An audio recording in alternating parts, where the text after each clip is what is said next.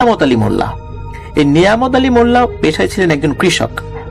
তো ওনাদের নিজের কোনো আসলে ওইভাবে কোনো জমি ছিল না, অন্যের জমিতে চাষাবাদ করতেন।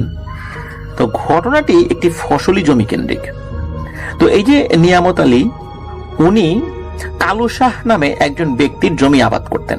এই কালু শাহের অনেক জমি জমা ছিল, তার থেকে একটা জমি উনি চাষাবাদ করতেন।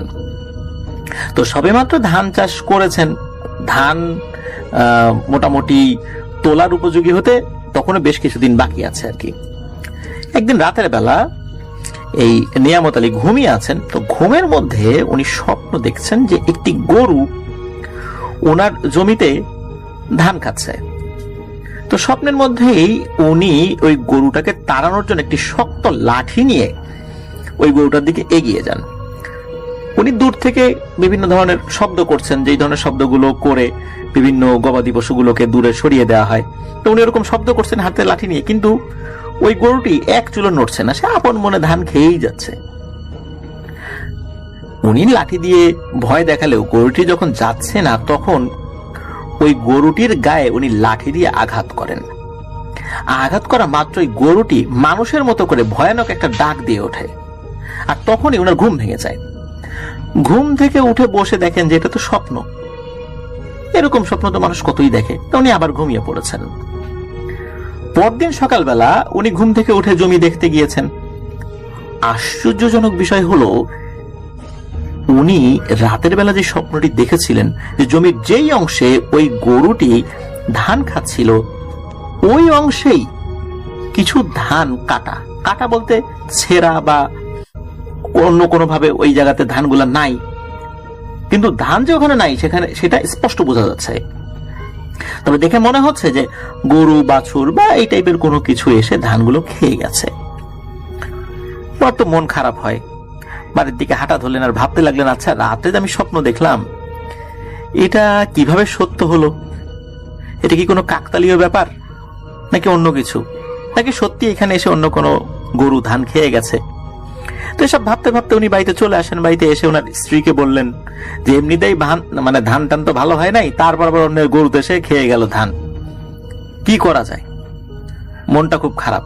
তো ওনার স্ত্রী বলেন যে আরে এরকম তো হইতেই পারে, কত ছাড়া গরু থাকে না, চলে আসে, বা অনেক সময় গরু বাধা থাকলেও ছুটে যায়, চলে আসে, এরকম এটা খুব বেশি চিন্তার বিষয় না।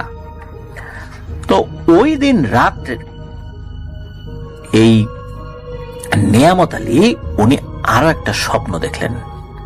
উনি স্বপ্ন দেখেন যে ওই গরুটি আবার ধান খেতে এসেছে। তো উনি এইবারও স্বপ্নের মাঝেই গরুটির উপর ভীষণ বিরক্ত হয়, আবারও ওই স্বপ্নের মধ্যে লাঠি নিয়ে তাকে তাড়া করে এবং আঘাত করছে সমানে। তো এবার উনি লক্ষ্য করলেন যে গরুটিকে যতই লাঠি দিয়ে আঘাত করা হচ্ছে, গরুটি ততই ওনার থেকে নিয়ামত আলী থেকে আরো দূরে সরে যাচ্ছেন। তো দূরে সরতে সরতে একটা সময় বিকট একটা আত্মচিৎকার করে ওঠে। কোন মানুষ যদি আত্মচিৎকার করে ওই রকম একটা চিৎকার। শুরু থেকে যখন তাকে আঘাত করা হচ্ছিল তখন কিন্তু সে চিৎকার করে নাই, কিন্তু এতটা পরে এসে সে ওইভাবে চিৎকার করলো। এরপরে কি হয়, ওই গরুটি আস্তে আস্তে সরে গিয়ে এই নিয়ামত আলীর দৃষ্টি সীমানার বাইরে চলে যায়। তবে সেটা হয় অল্প কিছুক্ষণের জন্য। স্বপ্নের মধ্যেই উনি অন্য আর একটা দিকে যান, গিয়ে দেখেন জমির অপর প্রান্তে ওই গরুটি আবারও ধান খাচ্ছে। উনি আবার ওই গরুটিকে পেটানো শুরু করেন, কারণ এতটাই রেগেছিলেন উনি ওই গরুটার উপরে যে এটাকে বারবার সরিয়ে দিচ্ছি, তারপরও এ এসে আবার ঘুরে আমার ধানগুলো খেয়ে যাচ্ছে। তো উনি আবারও গরুটাকে পেটাতে থাকেন।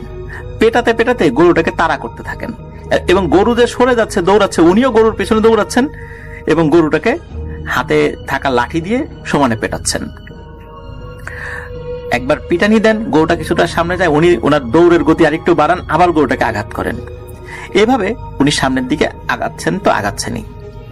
কতটুকু এগিয়েছেন উনি আসলে বলতে পারেন না। হঠাৎ করেও ওই স্বপ্নের মধ্যে ওনার হুঁশ ফেরত আসে যে আরে আমি কোথায় আসলাম। তো উনি দেখেন যে উনি ধানি জমি থেকে বেশ অনেকটা দূরে চলে এসেছেন, এবং যেই জায়গাতে এসেছেন ওই জায়গাটা উনি চেনেন। ওইটা একটা খালের পার, যেটা ওনার জমি থেকে প্রায় 2 কিলোমিটার দূরে। ওটা স্বপ্ন হলেও মনে হচ্ছিল ওটা বাস্তবে ঘটছে ওনার সাথে। তখন ওই গরুটা ওনার দিকে ভালো করে তাকায়।